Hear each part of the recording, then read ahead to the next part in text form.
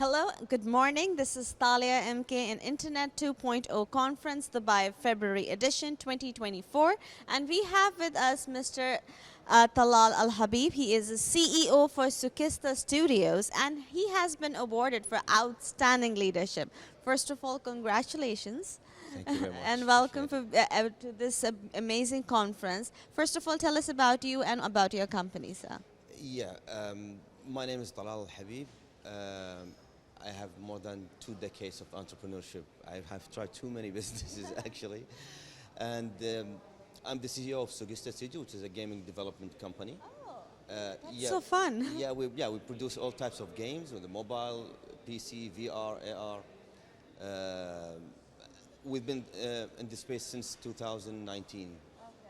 So gaming, okay, so when it comes to gaming, PS and all of those games, as for example, I'm a person and I want to create a game, so you are the person I have to come to and tell you the Yes, details. exactly. How does it work? Exactly. You will come up with the game design documentation, for example. Okay. You list your whole ideas with references, for example, what type of artwork you like, what type of games that you like, and then we will come up with the whole thing. We will develop the game itself, the game mechanics, the artwork. Okay.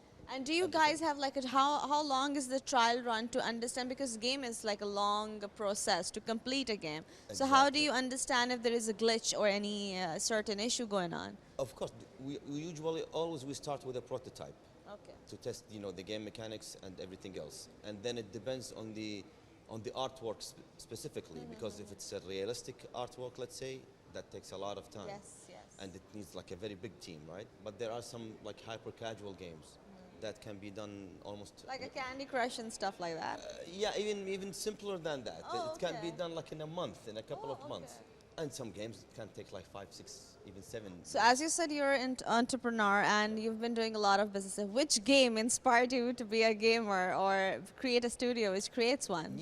Actually, in my generation, we started with the Atari. I don't know if Yeah. if you know that, Yes, I'm a right? huge gamer, so I Yeah, understand that. yeah. So that since I was little, now I'm 46 years old actually. So so since I was Atari, then Nintendo, and stuff exactly, like yeah, that. the whole thing, whole thing. the whole thing.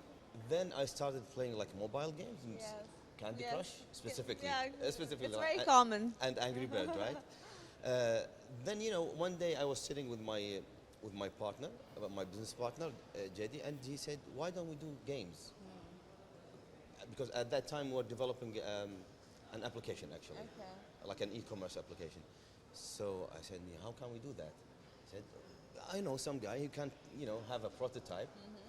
And it's like a dream. He said, I have one of my friends. He have like 20 of these casual games, small Okay. games, hyper casual games, and he's making like 80K a month. Wow. I said, wow, that's amazing. Let's do that, right? Then we discovered, it's It's a very difficult and long process. exactly. It's like it's a marathon. So not a when it sprint. comes to gaming, it's very specific. Like, what is your research for? If a customer or client comes to you, not all games will work.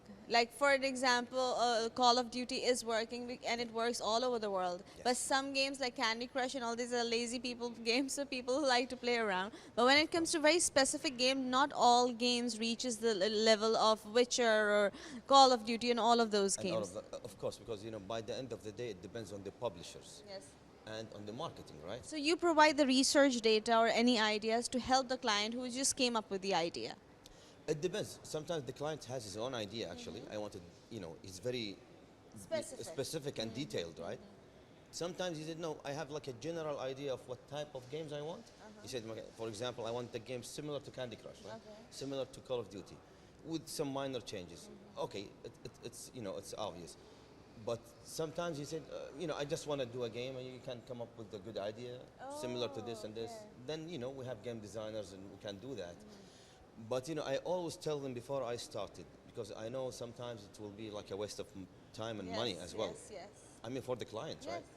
Because I tell them, just keep in mind that if you have like the best product in the world or the best service in the world, whatever it is, if nobody knows about it, It's not. It won't work. It won't work. That's it. So marketing comes in that department.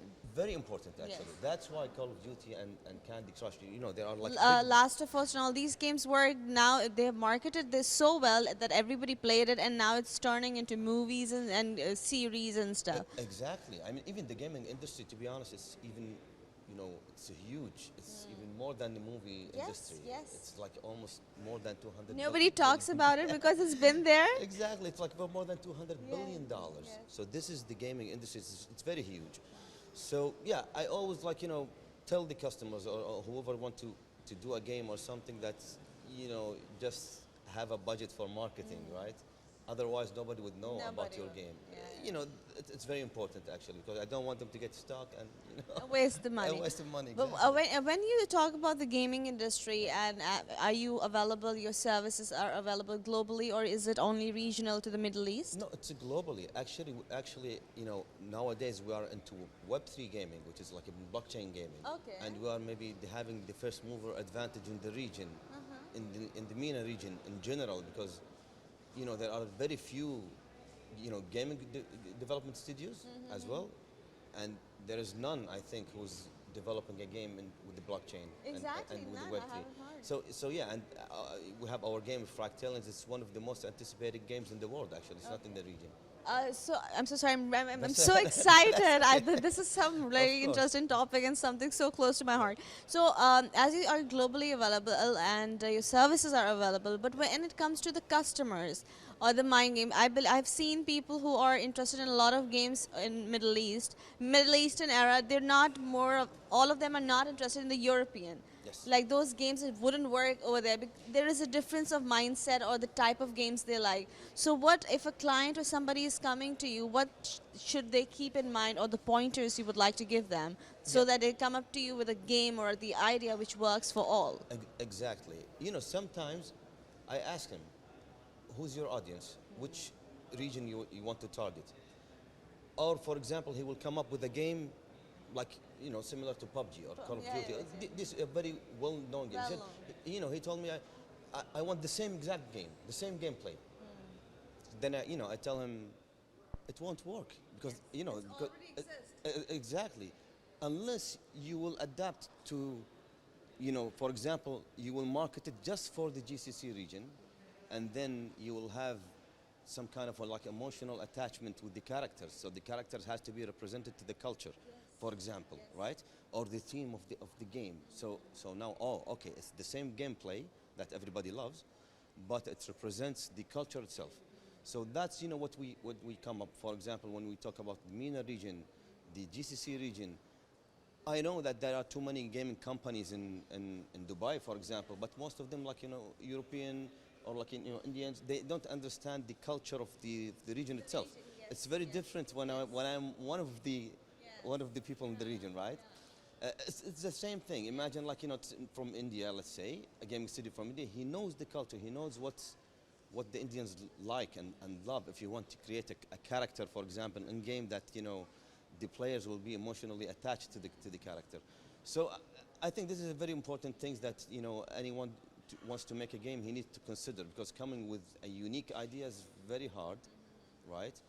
So sometimes it's an existing idea. You get just some kind of a modification, and just try to target a specific region and customer in order to give like this emotional attachment, which will have like a huge difference actually. Do you believe that the European region or the European market influence all of the other market when it comes to gaming sector? Yeah, of course. Right? Yes, of I course. believe that because when we talk about the gamers, over there people are have dedicated their life to the gaming, streaming games, and all of those kind of games. Yeah. And then we see that on the internet, and then we see, okay, we'll try this game. What about that game? So Yeah. why do you think that is? Are we like, are we now like in later stages, or GCC is now interested in gaming in a later stage?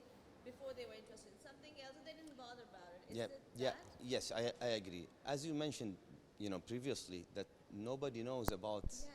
the market, right? When I say $200 billion, this is a huge amount of money. It's a very huge industry actually. So nobody knows about that. Then recently they discovered that, and for example, Saudi Arabia, they are investing. They have this company It's under the Public Authority of Investment, I think, in Saudi Arabia. It's called Savvy Gaming, and they allocate like $38 billion to invest in gaming. The one that we get the logo before the game. Yeah, so I think they just purchased Scopely, which is a game publisher from the US, with almost $5 billion, right? And they're into esport as well, because esport is getting huge. Huge, yes. So I think esports games work the most over here because we are more into compat- football. it's not only football, because there's like a League of Legends. It's it's a huge one of the biggest. Arab people, they're more into football. Maybe that's the reason the esport gaming works Yeah. a lot here. Yes, people they love to play competitively, right? So esport is getting huge. Also, like Savvy, they invested in one Chinese agency for esports, $265 million, I think. Yeah. So it's getting huge because the government there, they realize that it's very important sector and industry, and it can generate a lot of money for the country. And so yeah, and I mean even UAE, yes, yeah, Getting a pace up to it. exactly. So, what about the blockchain collaboration with the gaming stream? Yes, actually, the blockchain technology is one of the best technologies, especially for gamers. Actually, Okay. they still don't understand what's going on with the blockchain, right? Yes. But the advantages is amazing. I'll give you a few. The most important one is you have digital ownership, right? All your digital assets, whatever you collect inside the game, for example, whether it is a skin, it is a weapon, whatever the case is, you own that. Wow. Even the characters, you own that. You can sell them later on. That is so exciting. Yes, I'll give you an example. Some guy was playing a Fortnite and he got a skin from last year, right? And it was very rare skin actually. So people are asking him, where did you get that? Where did you get that? I want that. And then they can sell it as well. You can't, because otherwise you have to sell your whole account, right? Oh, And if the owners of the game discover that, they will block you. They will ban you, right? Yes. Okay, so this is a dream for the gamers to exchange. Exchange, Exactly. So this is one thing of the aspect, and even they can make money out of it. I was about to say that because Yeah. a lot of people have dedicated their life into streaming. Exactly. For example, imagine that you have a character, you own this character, it's a level 1. Then you grind the game, you play for a year, for example, year and a half, then the character that you have is maxed. Okay, so one guy, similar like me, for example, I don't want to wait. I want to get the max player. I want to play competitively, for example. So I need the max player. So I go to the in-game marketplace, Okay. and some guy will list this character, a max character, and you can imagine how much the max character would worth. So Exciting. it is. And not only that, imagine that you can play this character in other games as well. It's like fun and you're earning money doing something you really love. Exciting. Exactly. It's so exciting. It calls like interoperability, which is you can use the character in different games because you can transfer it through the blockchain technology, right? Because it can come to your wallet, for example, digital wallet. Such games like SimCity, it happened long years back when the GTA and all of those were famous. So such characters you're telling in a very layman word, so who are watching that, for example, you built a character, then you can sell it, then you own the ownership of that character, right? Yes. When you sell it, for example, the ownership will transfer to the next guy, right? And what's nice about this, that everything happening in the blockchain, but it's transparent. I mean, if you go to The transition is transparent. Exactly. If you go to the history of this character, you will know how many times it was sold, for example, and who the owner was. Yes. So, it's amazing, the technology, but there was a problem for sure, because previously you should go, for example, to Binance or Coinbase to do the KYC, to do all these type of things in order to purchase the token, right? Then you will go to the decentralized exchange to get the token specifically for the game. So it's a hassle. Nobody would do that. It is. Gamers, they don't like that, right? Yeah. They want something as easy as possible. So, specifically, since last year, there were actually too many platforms. They come up with a very nice solution. So, for example, you can only download the game, and you can log in with your socials, right? Like a Gmail or whatever. and this will automatically create a digital wallet without you even have any knowledge about the blockchain, right? Yes, So like yeah, a lot. I don't have that. I don't have the correct idea about the blockchain, but we just know the its and bits of it. exactly, because they want to onboard Web2 gamers as seamless as possible, without any hassle, without any jargon of the blockchain terminology and all these. It's very complex and complicated. So right? a business owner, for example, a game owner, already existing and doing well, can they apply for a blockchain system? Yes, with these toolkits that's available at the moment. Of course, it's just a regular Wow. software development kit, SDK we call it. That would make their games more bigger than they already are. Exactly, but they are waiting. The big companies are waiting. By the way, Epic Games, Epic Games, Yes. Fortnite, I right? see, sorry, Epic yeah. Games already they have more than almost like a 30 game blockchain games on their platform, okay? And the other big games, and there were rumors that GTA 6 Yes. will adapt, will adapt the technology as well. So, in my opinion, the bigger publishers, they were waiting for a success story, for a good tool, for example, to be developed. Then, in my opinion, they will take this, this step, to enter. They the just the want blockchain somebody to market. try it out first, just to have an Exactly, and they see it's sustainable. play safe. Yeah, it's good, it's safe, it's secure, no problem, no issues. Then we will adapt. And sometimes they want to control because it's somehow a Yes, decentralized yes. thing, right? But there is a new economy that even wasn't existing before the blockchain. Imagine like the creator of the game, whenever a transaction happened between each character or each skin or each digital asset, the creator will have royalty fees, right? Wow. It's already coded into the smart chain. For example, I will get like 5% or 10% of each transaction. It will happen automatically. So it's a new economy that even wasn't existing. Yeah, so it's like a before, new platform opening to earn the money while having fun. Wow, I wish I can take the interview for hours. It's the most interesting interview so far. you All very of them much. are, of Thank you course, very but much. this is amazing. Before you go, how has your experience as a gamer, and it's a very different platform over here as there are people from health department and finance and marketing.